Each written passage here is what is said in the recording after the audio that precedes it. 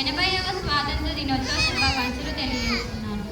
ఈరోజు మనం ఎంతో గర్వంగా జరుపుకుంటున్న స్వాతంత్ర దినోత్సవం 1947 ఆగస్టు 15న మన భారతదేశం ఎన్నో శతాబ్దాలు బ్రిటిష్ పాలన నుండి విముక్తి పొందింది. ఈ స్వేచ్ఛ కోసం ఎంతో మంది భారతీయులు తమ ప్రాణాలను అర్పించారు.